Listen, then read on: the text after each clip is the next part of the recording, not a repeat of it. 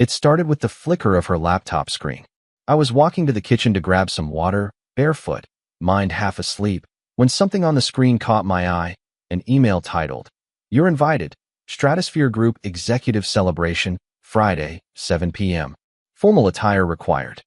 Ashley's name was right there on the RSVP list. I scrolled down. Champagne reception. Rooftop venue downtown. Hosted by Richard Evans. She hadn't said a word. She always told me everything, from grocery runs to meeting schedules. But not this. I heard the soft pad of her footsteps behind me before she spoke. "You're up?" she said, too casually. I turned the screen toward her. "When were you going to tell me about this?" Ashley froze. Just for a second. Then gave a half shrug, half smile like I'd asked about a dentist appointment. "Oh, that. Just a dumb work party. I didn't think it mattered." My pulse ticked up. Didn't think it mattered? Mark, come on. These things are awful. It's just schmoozing and small talk. You'd hate it. And that's your decision to make for me? Ashley tilted her head, annoyance flashing behind her eyes. "You're twisting this into something it's not." "Then explain it," I said, my voice even deliberate. "Explain why you're hiding it." "I'm not hiding anything," she snapped. "It's just a boring party." "Why are you acting like I've committed a crime?"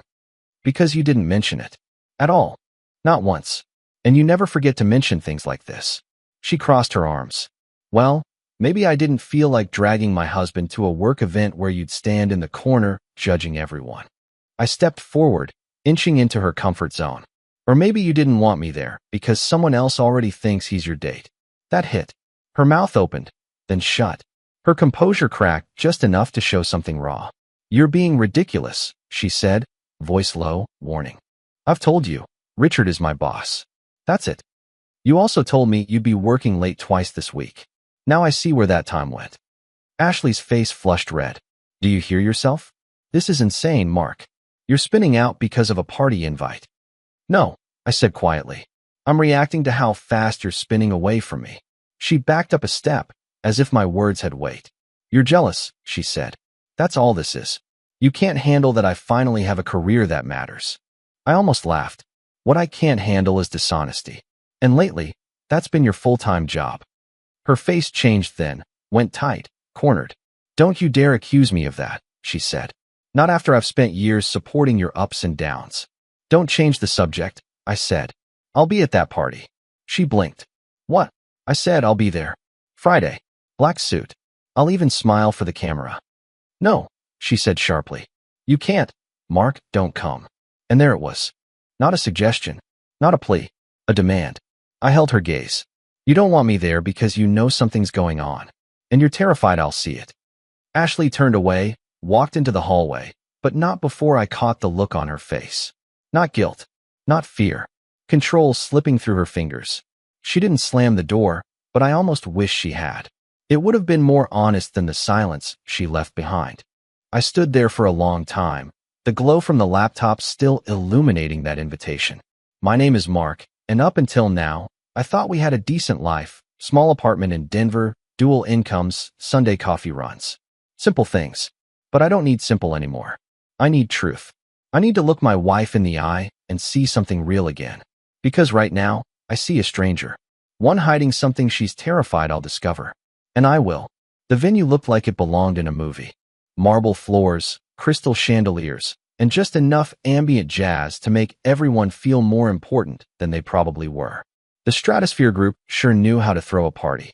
I arrived 10 minutes after Ashley. I told her I'd meet her there, and she didn't argue, just said, "Fine," in that clipped tone that told me she didn't believe I'd really show up. But I did, and I watched her before she saw me. She stood near the bar, flanked by sleek suits and designer smiles. Her laughter, too light, too quick, rose above the music. She was sipping champagne like she needed it more than she wanted it, glass already half empty. Then she spotted me. A flicker passed across her face, almost like fear, but too fast to catch twice. She walked over, that same smile stretched tight across her face. "You came," she said, brushing imaginary lint from my lapel. I said I would. "You didn't have to." "I know. I waited. Hoped she'd introduce me to someone. Anyone. But she didn't." Her eyes darted past me, scanning the room like she was waiting for a fire alarm. "You want something to drink?" she asked, already turning away. I followed her to the bar, watched her refill her glass without asking what I wanted. Around us, laughter bubbled like the champagne, everything polished and surface level. But underneath that, beneath the smooth jazz and glossy smiles, something was off. She barely made eye contact. Her conversation bounced from topic to topic like a marble on glass. And every few minutes, her gaze flicked toward a tall man in a gray suit by the catering table. Richard. I didn't need an introduction. I recognized him from the photos she once showed me when she landed the job. Her mentor, she'd called him. Brilliant but humble, she'd said. He looked anything but humble now, surrounded by a cluster of employees hanging on his every word. Ashley kept glancing his way like she was timing something. So that's him, I said casually. She blinked. Who? Your boss. Richard. Oh, yeah. She took a long sip. He's over there. I gathered. Silence. Want to meet him? She asked without looking at me. Do you want me to? She hesitated. It's not really that kind of thing. He's busy. Too busy to meet the husband of his rising star. Her grip tightened around the stem of her glass. Let's just enjoy the night, okay? That's when I knew. Whatever this was, whoever he was to her, it wasn't just professional. You don't hide someone unless there's something to hide. We made our way to a corner table. Ashley kept smiling at people walking by, but she never waved anyone over. I was invisible. A prop. A placeholder for a role she hadn't wanted filled tonight. The champagne wasn't helping. Her voice got higher, her laugh louder, her small talk more manic. At one point, someone asked where she'd been hiding this handsome guy, and she brushed it off with a joke. Oh, he just escaped from the accounting department. She didn't say my name. Didn't say I was her husband. The burn started low in my chest, not anger. Not yet. Just the kind of hurt that leaves a quiet bruise. I leaned back, watching her chatter with a woman in a red dress, while still keeping half an eye on Richard. She was juggling two conversations in different rooms, and I wasn't in either one. And then, our first fight of the night. Are you okay? I asked, keeping my tone light. She turned, startled. Why wouldn't I be? You're drinking like you're trying to forget something. Her smile vanished.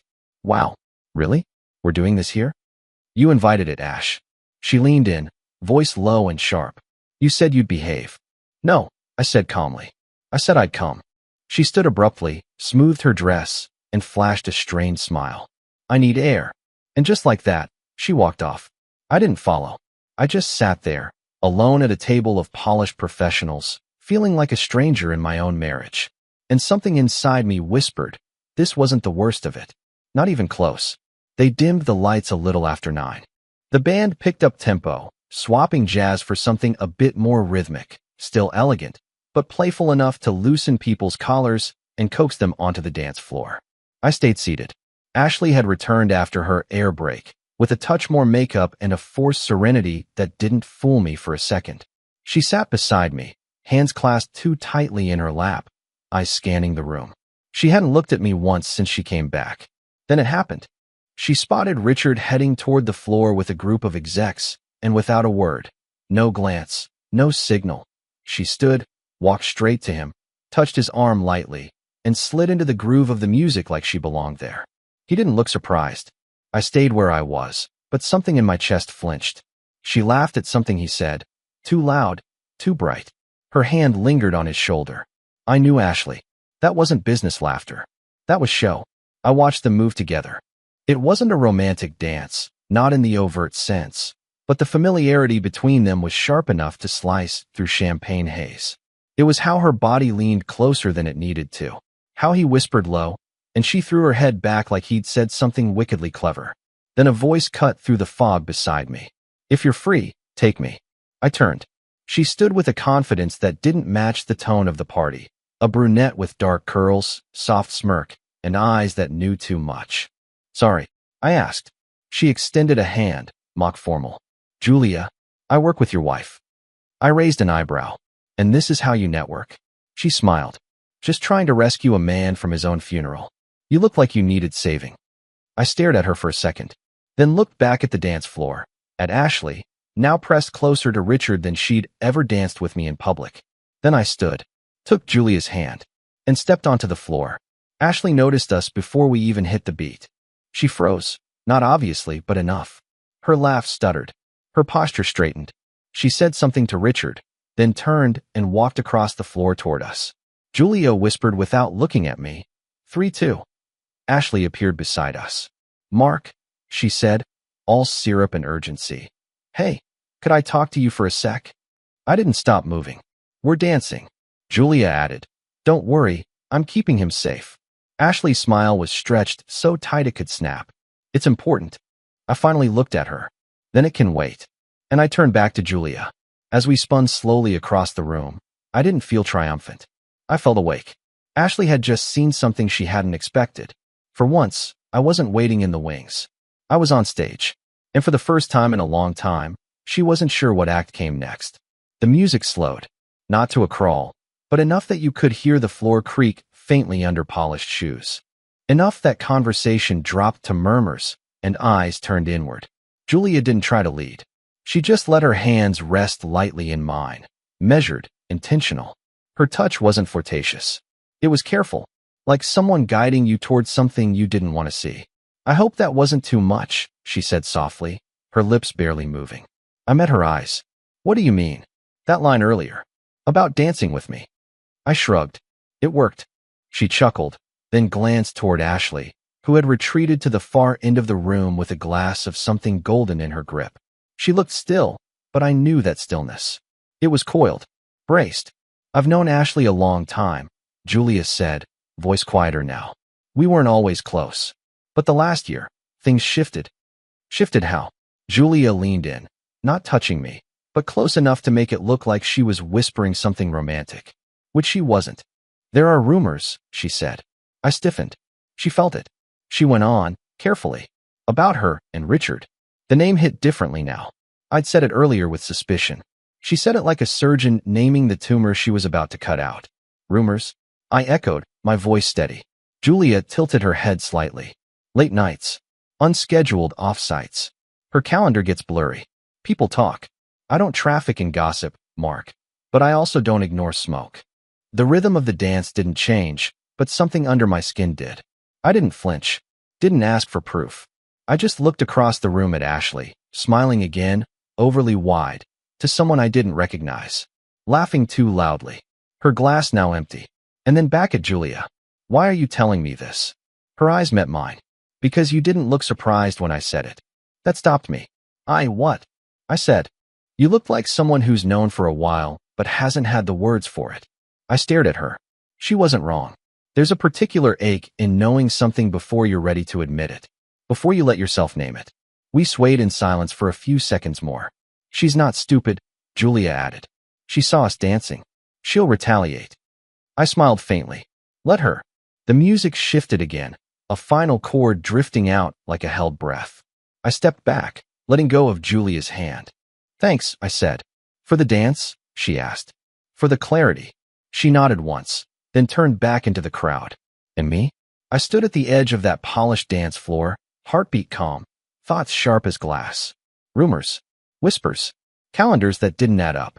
I wasn't angry yet, but I was something close. And for the first time, I wasn't trying to put out a fire. I was watching where the smoke would lead. The cafe was quiet. One of those places where the music is soft and the wood tables are always slightly sticky no matter how many times they're wiped. Vince liked places like this. Unpretentious, private, easy to disappear in. He slid into the booth across from me, dressed like someone who wanted to blend in with furniture. Beige jacket, beige slacks, expression unreadable. You said it was urgent, he said, no small talk. It is. I handed him a folded sheet of paper. Her name's Ashley. This is her schedule, or what she tells me it is. Office, gym, store. Rinse, repeat. Vince studied it with the same care you'd give a blueprint of a building you were about to break into. Spouse, he asked. I nodded. My wife. You suspect cheating? I exhaled through my nose. I suspect something. I'm not jumping to conclusions, but I need to know what I'm dealing with. Vince didn't blink. You want photos? No, just truth. He gave a small nod, tucking the paper into his jacket. You'll get it. 2 weeks. I slid an envelope across the table. This should cover your time. Vince picked it up, didn't bother checking the contents. I'll be in touch. And just like that, he was gone. I sat there a while longer, nursing a lukewarm coffee and wondering what it said about me that I didn't feel guilty. I wasn't chasing a gotcha moment. I wasn't looking to be right. I was just tired of feeling like the last person in the room to know what was actually going on in his own life. That night at home, things were different. Ashley was in the kitchen when I walked in, early, for once. She had music playing, not her usual playlists. Something upbeat, too cheerful. She was wearing an apron I hadn't seen in months, humming like a sitcom character trying to distract the audience from the chaos backstage. "Hey," she called out. "You're home early." "Yeah," I said, setting down my keys. "Thought I'd surprise you." She beamed. "Well, surprise, you're just in time for dinner. I made that lemon chicken you like." I watched her move around the kitchen, too fast, too animated. Every word out of her mouth was one notch louder than usual. She was smiling too much, laughing too quickly, complimenting me in ways that didn't fit the moment. "You look really good lately, by the way," she said as she set a plate down. "New cologne?" "No. Same stuff." She nodded too hard. "Well, it's working." We ate in a strange rhythm. Her talking, me listening. Her smiling, me watching. Halfway through dinner, I said casually, "You've been really happy lately." She froze, just for a breath. "What do you mean?" "I don't know. You just seem lighter. Like something changed." Ashley laughed, too high-pitched. "Oh my God, are you saying I've been a bad mood before?" "Didn't say that." She twirled her fork, eyes not meeting mine. "Maybe I'm just trying harder." "Trying harder?" She shrugged. "You said I've seemed off, remember? Maybe I just wanted to be better." I leaned back, watching her closely. "You've never cared what I thought about your mood before." Ashley faltered for just a second, then smiled again, this time slower. "Well, maybe I do now." And there it was. Too smooth. Too rehearsed. Ashley wasn't trying to fix things. She was trying to cover something up. She thought I was pulling away. And now she was laying down breadcrumbs, hoping I'd follow them in the wrong direction. It almost worked. Almost. 2 weeks went by slower than I expected. It's strange how long a day can feel when you're watching someone too closely, when every word, every movement, every moment feels like a possible clue. Ashley had settled into this new version of herself. Too accommodating. Too sweet. She made dinner most nights now. She asked about my day like she really wanted to know. She even laughed at my old jokes, the ones she used to roll her eyes at. And yet, all of it felt thin, like a set, built quickly, real from the outside, hollow underneath. On Friday afternoon, I walked into Vince's office, downtown, 3rd floor of a building no one ever notices. No receptionist, just a hallway that smelled like old coffee and carpet cleaner. He opened the door before I knocked. "Mark," he said, voice flat as ever. "Come in." The room was exactly what you'd expect. Metal filing cabinet, leather chairs that creaked too loud, a desk with nothing personal on it. He sat down, slid a folder toward me. "Went through everything," he said. "Followed her most days. She keeps a tight routine, office, grocery store, occasionally the gym. One lunch with a female coworker. One late work night, but she stayed inside the building the whole time." I flipped through the photos.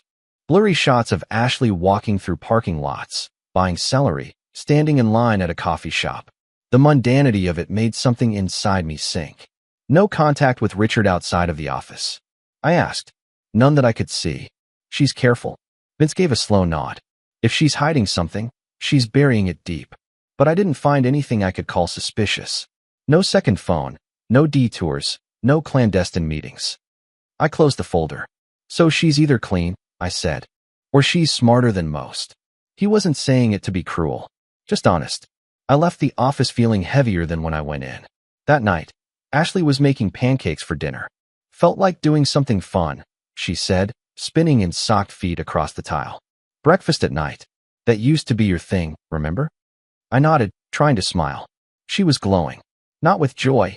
No, this wasn't joy. This was relief. Like someone who'd passed a lie detector and was now convinced the machine was broken. She poured me coffee. "You okay? You've been kind of quiet lately." "I've just had a lot on my mind." "Work?" I looked at her carefully. "Something like that." She smiled, reaching across the table and placing her hand over mine. "You can talk to me, you know." Could I? Because that's what made this worse. The report hadn't cleared her. It hadn't condemned her either. It had left me nowhere. I was standing in the middle of a bridge that might not even be real. I couldn't go back, couldn't move forward. Just stuck. She noticed me drifting and gave my hand a gentle squeeze. "Hey." Come back to Earth. I gave her a soft smile. You're right. I'm here. But I wasn't.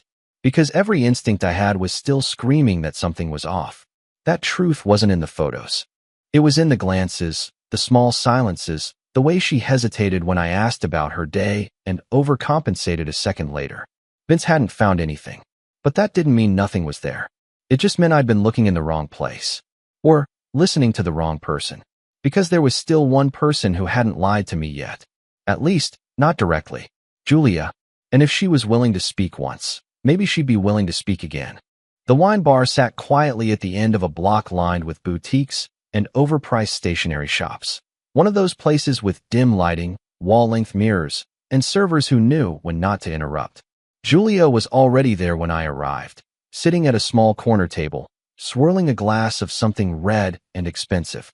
She looked different outside the company setting, less polished, more direct. There was no work badge around her neck now, no corporate mask. Just eyes that watched me like she'd been waiting longer than tonight. Mark, she said, nodding toward the seat across from her. Glad you came. Saturday you said you had something. She leaned in slightly, not seductively, strategically.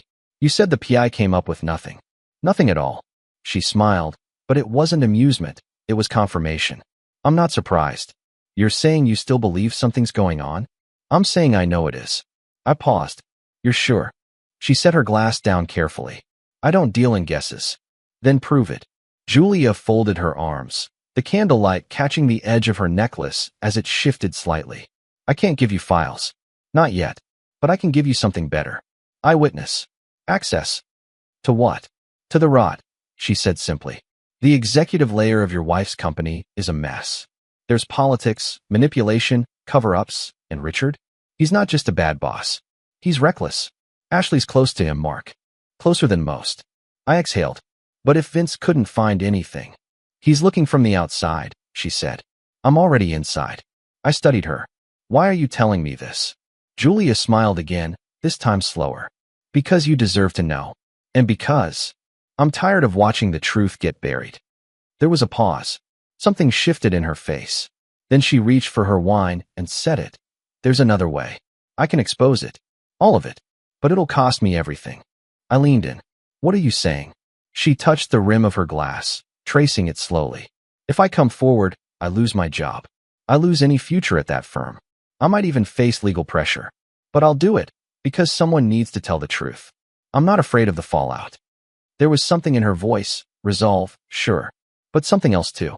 A glint in her eyes I hadn't seen before. You're willing to destroy your career for this? Julia's smile was thin. Maybe it needed burning anyway. I didn't know what to say. And then, she reached across the table. Not far. Not aggressive. Just enough to let her fingers graze mine. Of course, she said, voice softer now. It helps to know someone's listening. Someone who wants the truth as badly as I do. That touch, it wasn't romantic. Not really. It was a challenge. A dare. And I didn't pull my hand away. Not right away. I just looked at her and said, then tell me everything. And for the first time in weeks, I felt something like movement again. Not escape. Not closure. But momentum. And momentum, when you've been stuck in a house of lies, feels dangerously close to hope. It was just after 9 when the first alert lit up my phone. At first, I didn't react. I was on the couch, lights low, half watching a documentary I'd already forgotten the title of. The kind of passive evening you fall into when your life feels too complicated to touch. Then the second alert came. Then the third. By the fifth, I muted the TV and sat up straight. Corporate misconduct allegations. Executive misuse of company funds. Internal investigation launched. The company name flashed again and again in bold print, Stratosphere Group. And in the third headline down, a name I hadn't expected to see this soon. Julia Brenner, senior consultant, speaks out on alleged ethical violations. I stared at the screen, barely breathing. The article wasn't long. Just a few quotes. Carefully phrased. Legally safe. But loaded with implication. Julia had named the culture. Toxic, unregulated, hostile. She hadn't pointed directly at Richard. But she'd held the flashlight just long enough for everyone to see the shape in the shadows.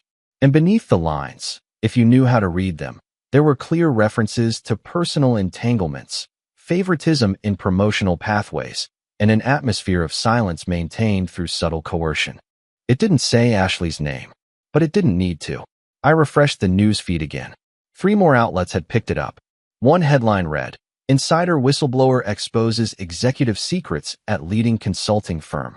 I clicked into the quotes, reread the parts about leadership indiscretions, about blurred lines, about the unspoken pressure on junior staff to please those who held the reins. Julia's name was in bold. Her face wasn't pictured, but I could see it anyway, calm, poised, the way she'd looked at me across that candlelit wine bar when she said, "It needed burning anyway." I put my phone down and sat in silence, not the anxious kind that buzzes around your chest. No, this silence was clean, a silence that comes when you realize a truth you suspected has just been written into the world. Published, time-stamped, no longer just yours to carry. I glanced at the door. Ashley wasn't home yet. She'd said she was working late, had sent a text around 6, might be back late. Richard's got us grinding out slides for Q4. Sorry, Redheart, that message felt like it was from another lifetime now. Because Richard's name was about to trend for all the wrong reasons. And Ashley's proximity to him was about to cost her more than she knew. The irony didn't escape me. All those days she moved around me like I was a question she didn't have time to answer. All those nights she curled up beside me, acting like she had nothing to explain. Now, she wouldn't have to explain it to me. She'd be explaining it to her company, her HR team, maybe even lawyers. Julia had lit the match, and now the building was starting to smoke. The door slammed so violently, one of the picture frames rattled against the wall. I didn't move. Ashley stood in the doorway, drenched from the cold October rain, mascara bleeding down her cheeks, breath heaving like she'd run 5 blocks without stopping. "You," she gasped. "You set this up." She didn't even close the door. It swung open behind her like a stage curtain in some tragic play. I stayed seated on the couch, hands clasped, phone face down on the table in front of me. Her headline still open in half a dozen tabs. "Say something," she shouted, storming toward me. "Tell me this isn't your doing." "I didn't write the article," I said flatly. "But you let her do it." Ashley jabbed a trembling finger toward me, voice cracking. "You fed her something, you had to." "There's no way Julia would have known.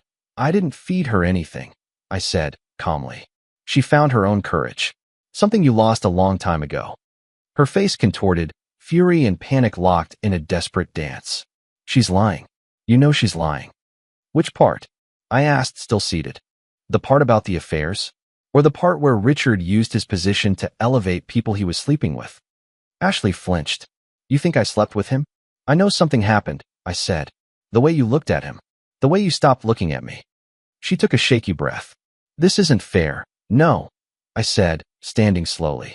"What's not fair is how you turned this marriage into a performance. Smiling over dinner while lying through your teeth. Hiding events. Dodging questions. Leaving me in the dark while you glowed in his spotlight." Tears spilled down her face, black lines trailing toward her chin. "I didn't mean for it to go this far." "I didn't. You didn't mean to get caught," I interrupted. "That's what you mean. I was trying to protect. You were trying to protect yourself, Ashley." Her knees buckled, and she sank onto the edge of the coffee table, shoulders trembling. "I didn't love him," she whispered. I paused. "And that's supposed to make this easier?" She looked up, desperate. "I didn't want this to happen. It was just one step at a time, and then I couldn't undo it. You could have told me the truth." "I was scared," she said, voice breaking, "of losing everything." I crouched in front of her now, close enough for her to see I wasn't angry anymore. Just finished. "You didn't lose everything," I said. "You traded it. For a man with more power. A title. Someone who made you feel important. But guess what?" I stood again. "He's not going to save you now." Ashley stood too, suddenly breathless. "So that's it. You destroy my career and walk away?" "No," I said. "I stopped protecting your lies. That's all." Her eyes darted, frantic. "Do you know what this will do to me? I'll lose my job, my reputation, my friends." "You already lost me," I said. She froze. I walked past her, toward the kitchen, grabbed a glass of water like we hadn't just torn open a 5-year marriage in 5 minutes. She followed. "You can't just pretend you're innocent in all this." I turned. "I didn't cheat. I didn't lie. I didn't drag someone else into my boss's bed to climb a ladder I couldn't earn." She flinched like I'd struck her. Silence filled the space between us. You're not a victim, Ashley, I said, soft but lethal. You're just finally caught. She opened her mouth, but nothing came out. For the first time in months, she had no story to spin. No version of events that could bend the truth back in her favor. And for the first time, I wasn't angry. I was free. The courtroom wasn't dramatic.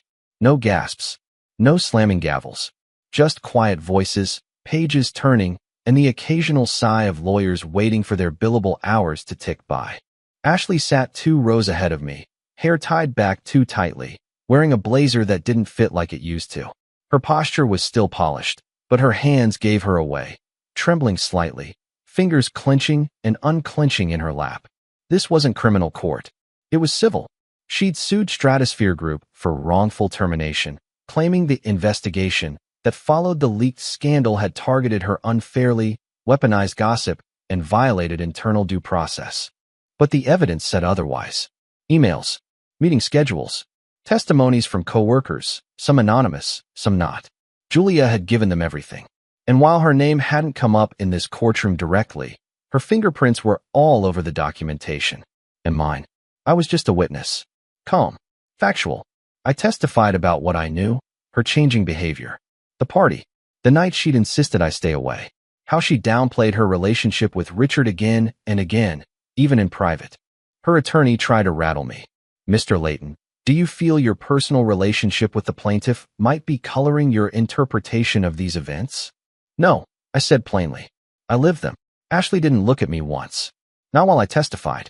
Not while the judge read through the firm's HR protocols, or while the legal team laid out the web of promotions, travel records, and overlapping calendar entries between her and Richard that stretched too far to be dismissed as coincidence. The ruling didn't take long. In light of the documentation presented, the judge said, the court finds no grounds to support a claim of wrongful termination. Ashley barely reacted. No outburst. No tears. Just a blink. Slow, resigned, as if she'd already known this would happen. Like the only thing she'd hoped for was that maybe, just maybe, I wouldn't show up. But I had. Not out of revenge. Out of necessity.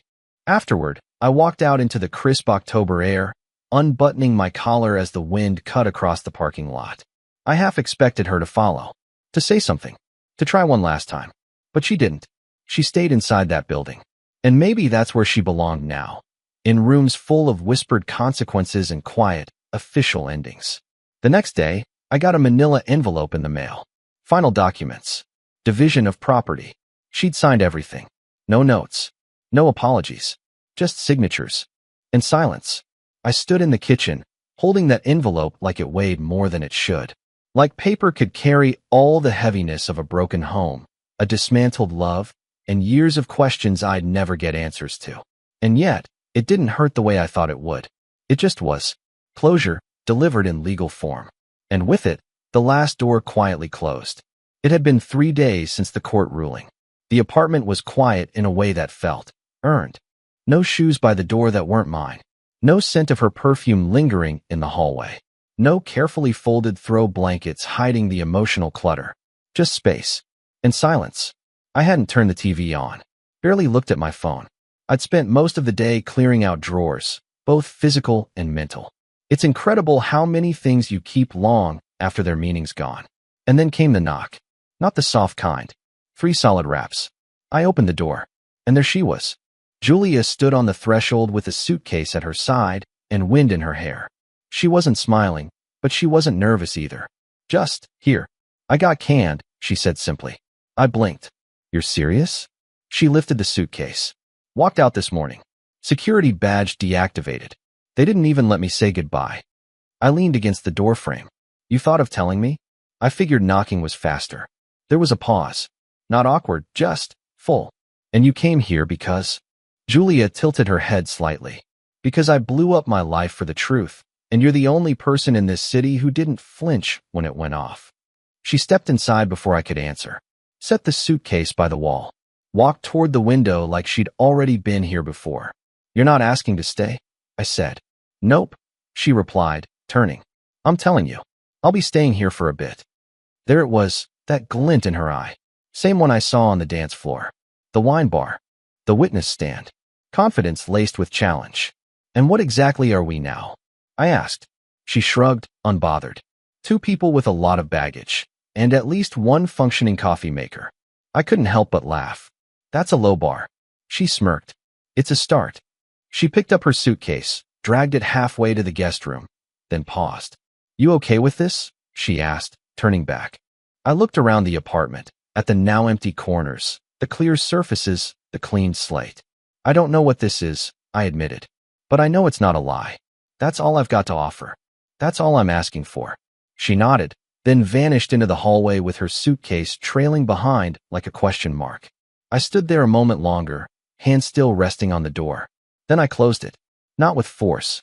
Just enough to say, that chapter's done.